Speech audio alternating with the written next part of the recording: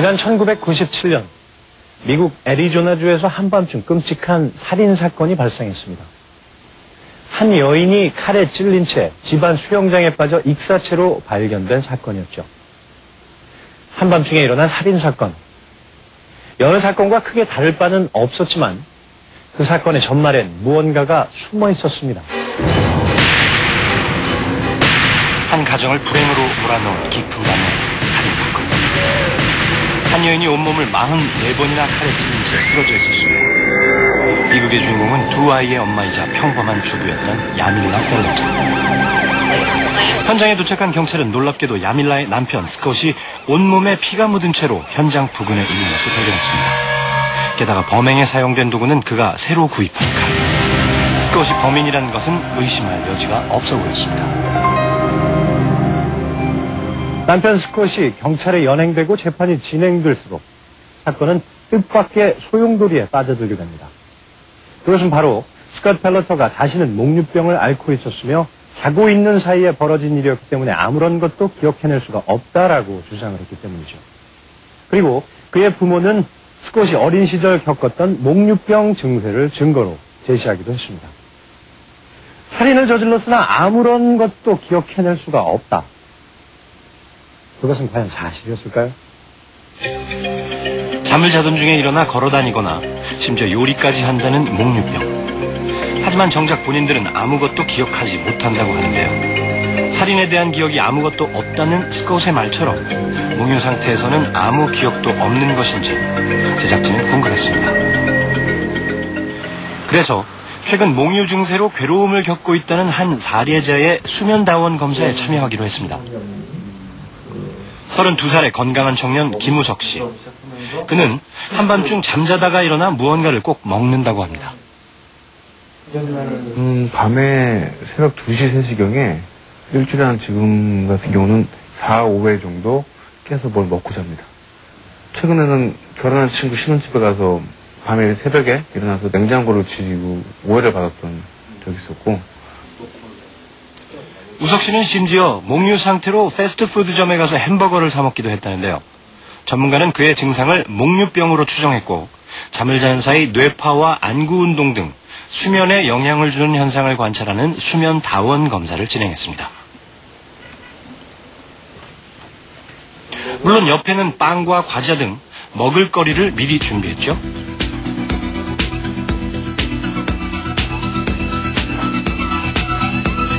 한참 깊은 수면에 빠져있던 우석 씨. 지금까지는 별다른 문제가 보이지 않습니다.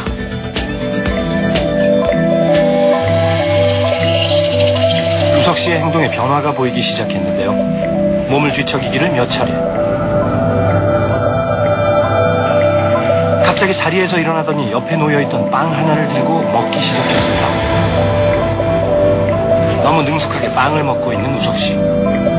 하지만 이 모든 것이 수면 상태에서 벌어진 일이었습니다. 잠에서 깬 우석 씨는 간밤의 일을 전혀 기억하지 못했는데요. 그렇다면 과연 목유 상태에서의 범죄 행위 가능한 것일까요? 충분히 가능하고 그다음에 그 목유 상태에서 본인이 기억 못하고 어떤 행동도 일어날 수 있기 때문에 어떤 범죄 행위나 더 큰 사고나 위험에 항상 빠질 수 있기 때문에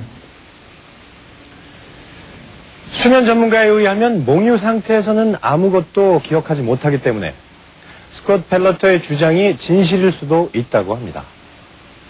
그런데 제작진은 목유병에 대한 취재를 진행하던 중 아주 흥미로운 사실을 발견했습니다. 61살의 석민호 씨. 몇 년 전부터 발생하기 시작한 그의 이상한 행동 때문에 주변 사람들이 놀랄 때가 한두 번이 아니었다고 합니다. 그 꿈을 꿀 때 그 행동이 실제로 나타나는 거예요, 그게. 그 문제는.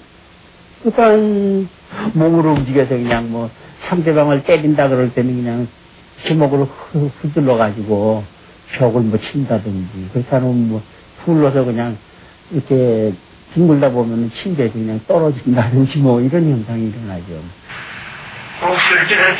밤마다 일어나는 그의 이상한 행동. 목유병이라고 생각해 병원을 찾았는데요.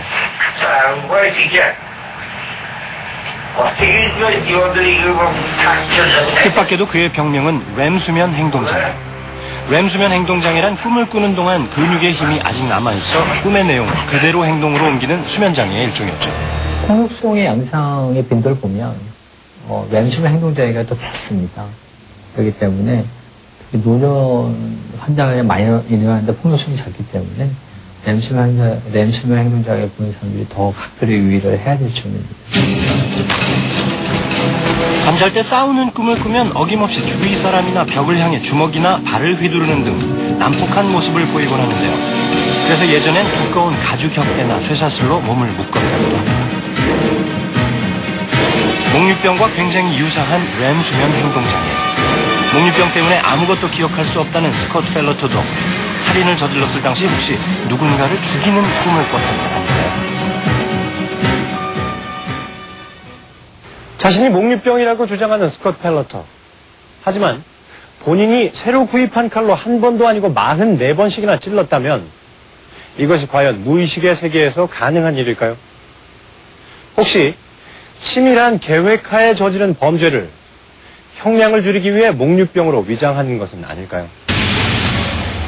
목류살인은 그 사실을 입증하기 쉽지 않아 각 나라마다 다양한 판결이 존재하는데요. 대부분 중형을 선고받았으나 영국과 캐나다에서는 목류병을 주장하는 살인자가 무죄 방면이 된 사례도 있습니다. 목류병 환자라고 하는 것은 자기 의식을 잃고 또 행동을 하는 거기 때문에 범죄 구성 요건하고는 상관이 없어요. 범죄자로다가 범죄자가 될 때는 범죄 구성 요건, 의사 플러스 동작 결과거든요. 그러니까 의사 없는 행위이기 때문에 본인도 모르는 거예요. 그렇기 때문에 그 범죄라고 단정할 수 없는 거죠. 하지만 며칠에 걸친 스콧 펠러터의 수면다원 검사 결과 목류병이나 램수면 행동장애에 대한 그 어떤 의학적 소견도 보이지 않았습니다. 단지 그의 입에서 나온 주장, 그리고 과거의 병력뿐이었죠. 목류병이라는 그의 주장은 결국 받아들여지지 않았습니다. 스콧 펠러터는 살인죄로 2명을 선고받고 현재 교도소에서 9년째 복역 중에 있다고 합니다. 목류병이었는지 램수면 행동장애였는지 그것도 아니라면 치밀하게 계획된 살인이었는지 그것은 오직 그 자신만이 알고 있겠지만 수면 상태의 비밀, 그 미스테리는 지금도 계속되고 있습니다. 과학의 발달 덕분에 인류는 질병을 치유하고 생활은